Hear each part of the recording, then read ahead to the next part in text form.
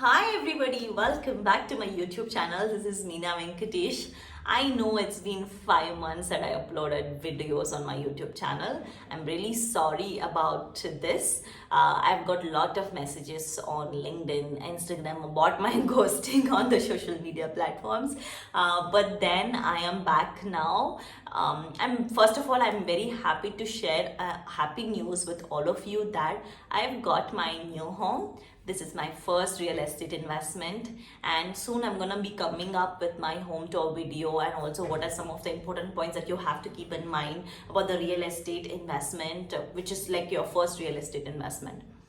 And I've also been occupied with my clients' work, so these were the reasons that I couldn't be active regularly on YouTube.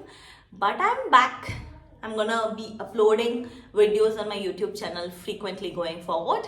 And in today's topic is going to be about some of the pros and cons of being on contract versus payroll. And I'm sure most of you all can relate to the points that I'm gonna discuss today. So without any further delay, let's get started. Number one, I'm gonna discuss about the pros and cons of being on payroll. First, let's discuss the pros, the advantages, and number two is the disadvantages. Number one advantage of being on payroll that people claim is that there is a job security. So now job security is all about looking for a job or continuing in a job for long-term basis. But looking at the market condition currently with a lot of layoffs that are happening, I quite disagree with this point that you have a job security when you have a full-time job. Number two advantage of being on payroll is that you get multiple employee benefits such as health insurance, accidental insurance, retirement plans. Some companies also offer ESOPs. So all of these benefits are being covered as part of the payroll. These are perks of being on payroll. And number three is a stable income. So most of the people want to be on payroll because they get a consistent income or a fixed income over a period of time, of course subject to hike based on your performance. So this is one of the advantages of being on payroll. Now let's discuss about the disadvantages of being on payroll.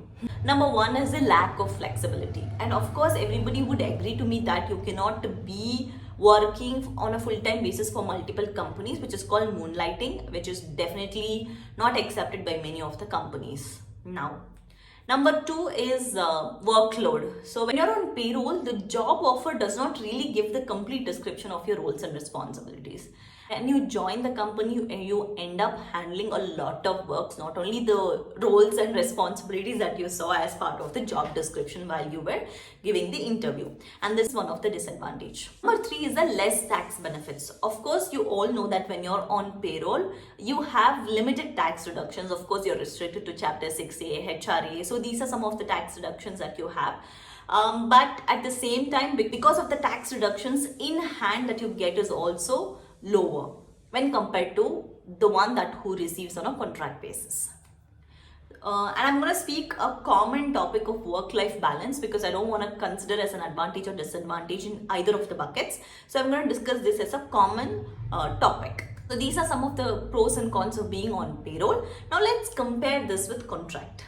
So the reason why I'm explaining the pros and cons of contract basis is that I'm currently on a contract basis with my clients, and I think I would be better be able to relate the pros and cons of the contract basis work. Now let's discuss the pros of being on contract basis. Number one is the flexibility. When I mention flexibility, the contract usually is very specific about your roles and responsibilities, and because most of the contractors bill on an hourly basis, they clearly specify the number of hours that they have worked on particular activity. So in that way, you will not overload yourself with a lot of other activities because you're going to bill for the work that you have done, and that is one of the major advantage of being on contract basis. Number two is the lower tax reductions. Now when it comes to contract basis, I'm going to compare the contract basis of Indian contractors versus US contract basis or other countries. Because when you're on Indian contract basis, you have a TDS at the rate of 10% as part of the professional fees deduction. But when you're on a contract basis with other than Indian companies, then you are paid with no tax reduction because you're treated as a non-resident of that particular country, and there is zero tax reduction. And that is the major advantage of being on a contract basis for outside Indian companies. Of course, number three is the independence. Since you can handle multiple clients together, you have the independence of choosing the type of work, choosing your client, the flexibility, and it's more like a self-employment mode that you will be on, handling multiple clients. So this is one of the major advantage of being on contract basis. Four is the higher earnings, because of course you have the lower tax reductions, you end up getting paid more. At the same time, because it is, most of the companies also offer the hourly basis work. If you work more, then you get paid more, and of course this is one of the advantages of being on contract basis. Now let's look into the disadvantages of being on contract basis. Number one is of course lack of job security. So this is the advantage that I covered, but I would consider this as a neutral point, because you cannot say that you have a job security just because you're on payroll, right? It all depends on how you handle your work and how you handle your clients and how you maintain the long-term relationship with your clients. So number one, I would still be categorizing this as lack of job security, because sometimes your clients may also not like your work and they might also leave, and then you have to look for the other clients. So these are some of the disadvantages of being on contract basis. Number two is a lack of employment benefits. Of course, you do not have benefits like the insurance, retirement planning, and etc. So all these are something that you need to plan for your own self on your own, and nobody is going to help you with this. So this is one of the disadvantages of being on contract basis. And number three is that variable income. And of course, when you're working on an hourly basis, your pay is dependent on the number of hours that you work. So this can be considered both as an advantage and disadvantage, and it all depends upon the perspective of how people want their income to flow in over a period of time. So overall basis, I would give more weightage of pros to being on contract basis, because even on contract basis, there are a lot of companies who are ready to give you a fixed income. So considering these opportunities on contract basis with less tax reductions, where you get more income and where you can plan your own benefits on your own, and these are some of the major advantages or the pros that gives more weightage for the contract basis. And I have personally witnessed both of these, and I feel being on contract basis is more beneficial when compared to the payroll. And also to know that when you're on contract basis, because it is treated as a self-employed income, you can file your taxes on presumptive tax basis. That is what I am doing in order to file my tax returns.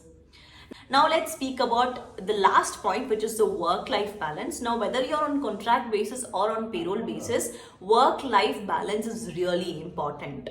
You need to spend some time with your own self. You need time to take a break from your work and feel refreshed. You don't have to be occupied with your work the entire 12 hours, 13 hours or 14 hours a day. I think you need to learn to manage your time better, to work effectively within the time slot, so that you can spend time with your family and your loved ones. Because at the end, work-life balance gives a better mental peace to your own self, and it's very, very important. Do not compromise on your health and fitness in the phase of running the rat race. I hope you like this video, and if you like my videos, don't forget to like, share and subscribe to my channel. Happy learning, and thank you so much. Tata, bye bye.